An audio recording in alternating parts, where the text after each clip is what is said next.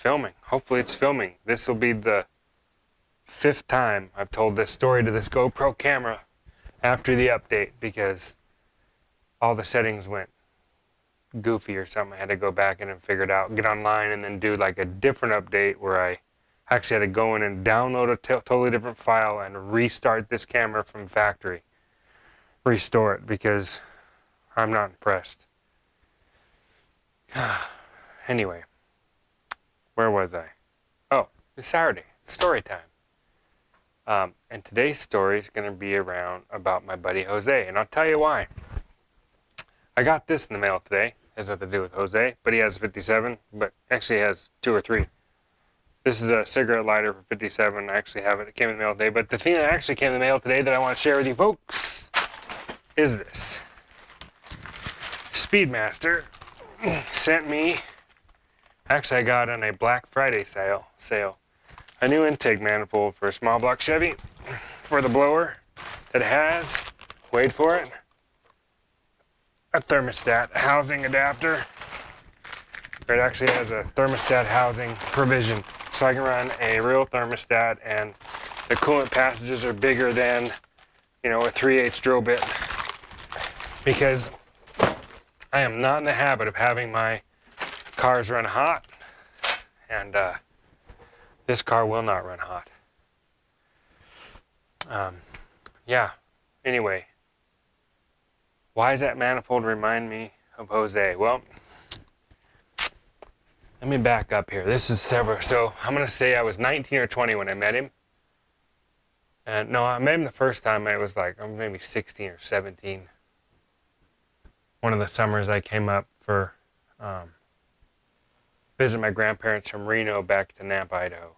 Jose was there. Anyway, I was at that Maverick station when I was 19 or 20 this time, and I just moved back, and the tire shop I worked at gave me a 72 Chevy pickup.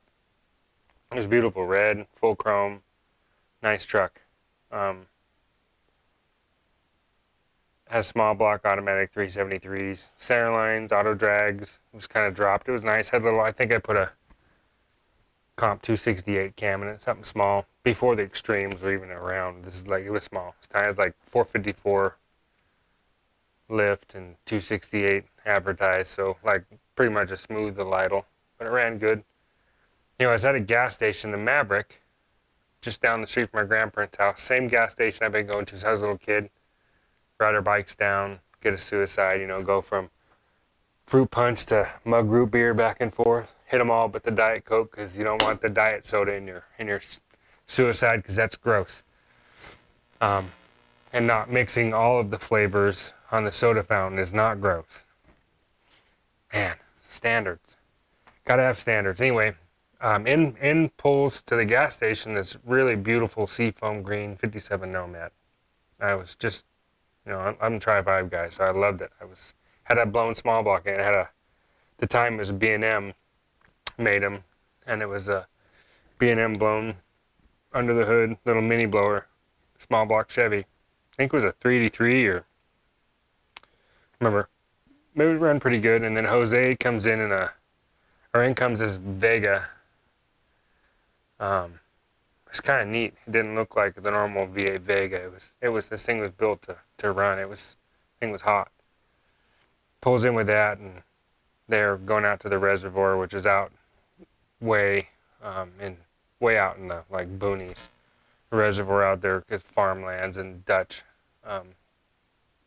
dairies and stuff is all Dutch dairy farms, but it's out there. So we're out there running up and down the old reservoir, and anyway, that's how we met. From that point on, we were really tight. Like, we hung out all the time. He's like my brother, still is. We called him Hose B since we were kids. But he lives in Caldwell now, and this story revolves back in his house in Caldwell. So he bought this house, and next to it was a shop, and fenced yard and stuff. And he had collected a bunch of cars, and he had a first-gen Camaro, and he called me a week or two earlier and asked me if he could run a supercharger and run like a circle track style cam, like lots of lift, lots of duration, tight lobe separation angle. And I said, sure, it'll run. And he said, well, guys are telling me I shouldn't do it. I'm like, well, I mean, it's not like the best for a supercharger, but it'll run just fine. Just the power curve will be what the cam is right now with the motor just amplified. So if it's really short and up high, it'll be really short and up high, but a lot of it. And I said, you have to tune to it. So he was like, okay. He thought that was fine. So I thought, oh, I better run over there and see him. So I ended up spinning over there at some point, and the car's sitting right in front of the front door of the shop, and his house is down right down the block. So he is there with this guy, and I'm in the shop alone checking out the Camaro, and they go off to the house, I think to get the keys or something. This guy wanted to ride. I think he was going to buy it or thinking about it. And Jose, they wander over to the house, and I'm looking at the blower pulley, and it's a half-inch pitch just like this. I look at that, and I look over on the bench, and there's a few more blower pulleys.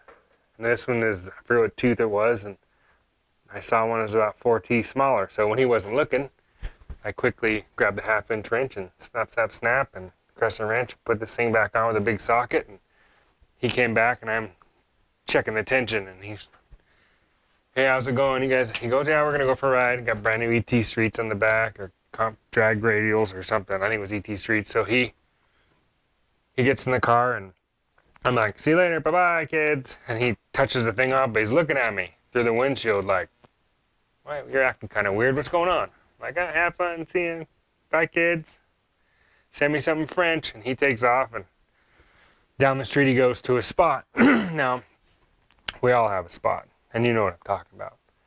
The spot where you go out and test on your car.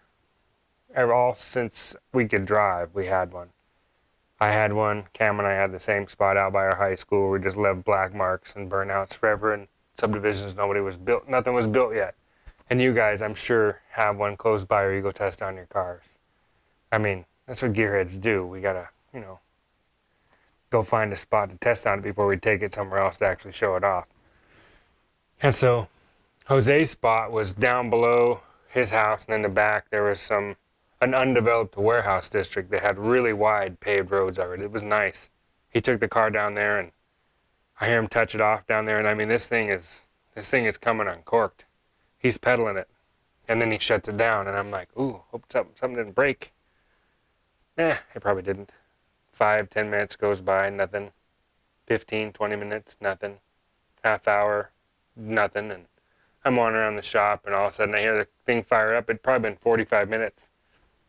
And he comes motoring back, pulls in, and he's got this look on his face, like he won't take his eyes off me. You know what I mean? Like he's got this look like he's not happy. He just comes pulling in like this, and this guy's over here talking, blah, blah, blah, blah, blah, and he's not acknowledging this guy. He's looking right at me. He's got this stare, and he opens the door and climbs out, shuts the door, walks up to me. What'd you do? I'm like, I don't know what you're talking about. I didn't do anything. He's like, what did you do? I'm like, oh, this pulley here, and I'm holding the pulley. This pulley's about 4 teeth bigger than this one. And he's like, you swapped my pulleys? And I'm like, yeah. Why? Was it different? How'd it run? He goes, it was like night and day. I was like, that much? He's like, oh yeah, I'd never had this much power, never this fast. And this guy goes, wait a minute, hold on a second. You mean you're driving it? What doesn't usually run like this? And he goes, no, but it'll be fine. And I'm like, yeah, easy, calm down. And he and I were just talking back and forth, telling me the story about how fast the car is. And he goes, you realize these are brand new drag radials? And I'm like, yeah. He goes, this car always hooks up. Man, it didn't hook up at all. It just spun him like crazy. It was changing lanes. I felt the front end get light, and I was like, whoa, that's a huge difference. He's like, oh man, it was crazy. He's like, you could have killed me. And I was like, nah, you'd have been fine. You could drive. He just kind of laughed. So fast forward several years. He likes to tell that same story. His version is slightly different. He was scared, kind of mad at me, and he begged me, not really scared, about the same story, but it wasn't from my perspective. But he always tells me, hey, on this one, don't change my pulleys. And he's not telling me don't change my pulleys because my pulleys don't touch them. He says, don't change my pulleys because you'll kill me. This thing is really scary. Please, I don't want to die. Don't change my pulleys. And I always tell him, okay, I won't change your pulleys on this one. And he goes, okay, good. Because, I mean, that was 25 years ago, 26, maybe 27 years ago. That was a while ago. No, couldn't have been that long. Could it? Yeah, probably 20 years ago that car was on the road. Yeah, he's built some pretty neat stuff. Really good friend. Got a great heart. I have so many stories about him. Um, it's just a shame that there's people that they never took the time to really get to know him, and because of his race, they assumed he was a weasel, but he's not. And they also assume he does drugs or sells drugs, a drug dealer, because he has lots of cars. And he has lots of cars because he was smart. Um, I'll add this story in there too. So this is about the same time. No, not as the Camaro. This is way earlier. So this is like, I was probably 22, 23, which he's 2 years older. So he'd have been 24, 25. Yeah, and he comes to me, he says, I'm going to, no. This is earlier than that. This is like early 90s. It might have been 95, 96. He comes to me and says, hey, I'm going to start buying cars from this new company, Coparts or whatever. And I was like, what's that? And he goes, oh, it's like cars get wrecked in the insurance companies and you can buy them off auction. Oh, why? Well, I'm going to fix them up and sell them. Do body work. I'm like, you're going to do body work and paint and all that stuff? He goes, yeah, you can buy fenders and hoods and stuff. And I was like, man, knock yourself out. He goes, I got 10,000. He goes, go in with me, let's do it. I'm like, nah, I got better things to do. I'm going to go buy a blower, or I'm going to go buy this, or I'm going to go do whatever. My car needs money. I don't need to buy more cars. And he says, okay, suit yourself. So he goes and buys, what do you buy? 6 cars, 2 S10 pickups, I think, and 4 Chevy Berettas. Now, at this time, the Berettas were not that old, and they're pretty popular. So he gets those cars, and he fixes them up. He sold both the S10s, I think, for like $6,000 each, and he sold each Beretta for around 4,000 to 5,000. So he made his money back plus some. I think he made 20, 21 or 22, something like that, off of them. So he's always had a rule, and he still follows this. Any money he makes, he saves half. Just socks it away. Saves half regardless. Doesn't matter if he makes $1, he puts 50 cents away. He's just done that forever. Really shrewd with his money. And so I'm super proud of him. So now right now he has 2 houses here, or there, maybe 3 now. Shop, a bunch of property, a car lot that has 300 and some odd cars that I know of that he owns outright, and I know he has at least another 300 on another lot that's by his house. That's his property too. And then he's got several that need to be fixed. He just keeps rotating these cars out.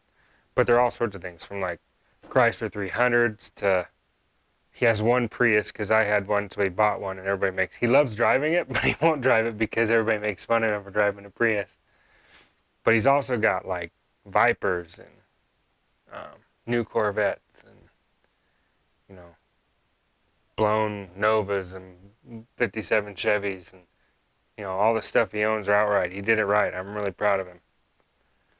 He was right. I should have jumped in with him, but, I don't know if I want that much property and that much responsibility. I'm happy with what I got. I'm blessed and happy with what I've got. Anyway, that is the story of Hose B and his green. Oh, his Camaro, I didn't tell you what color it was. I love him to death. But this car, get this, was Kawasaki Green. Imagine a first-gen Camaro, auto lights, weld auto drag, auto lights, weld drag lights. Not tubbed, skinnies in front, probably 10s, 8s in the back, I think.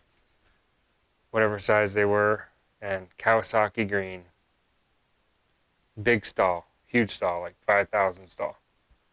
And I don't know what gears he had, something low, but and homemade ladder bars that he'd made his own thing that worked good. It was the grossest thing on the planet. It was so ugly. Oh, he did a if he did a 55 Chevy. I'm just telling you, he did a 55 Chevy. He painted it lavender because the paint was cheap, and he thought he would just throw it on there. Anyway, that car's got a story by itself too. Man, all his cars do. We have so many stories. I also was reminded today. I made a comment in a video. Oh, speaking of videos, the last 3 you watched were of doing the rear diff in Don's truck 37. There's 2 more after this video. This is going to come out Saturday, so you've watched 3 of them by now. It was a 5-part series because it took me roughly an hour and a half to film the whole thing. And that's how long it actually took me to do the whole job, including some fab and some stuff like that. But it ended up working out great. And he gave me, if you're really astute, these blue, and that's right, kids, legitimate aluminum, old school Moroso tall valve covers, blue ones for a small block Chevy, which when I was a kid, everybody had gold ones or silver ones, or a few had red, but I always wanted the blue. That was where it was at. So I've got those. So thanks, Don, for those. They're pretty cool. Yeah. Oh, and what I was getting at is the other one, is during one of those videos, I mentioned parts guys, and I believe it's true. There are jobs where well, when I was growing up, parts guys knew stuff, but like I said in that video, nowadays they don't. And what's funny was I was a parts guy. I was a counter guy. And man, do I have stories about dumb customer variety. Like customers would come in and ask questions, and that's what brings me to the point of this one, or to this other story, is some of the questions I heard as a parts guy that knows stuff. These customers are out there. I can't imagine the kind of trouble these customers are getting into because the parts guys nowadays don't. Anyway, I digress. I will see you guys. I'll see you when I see you.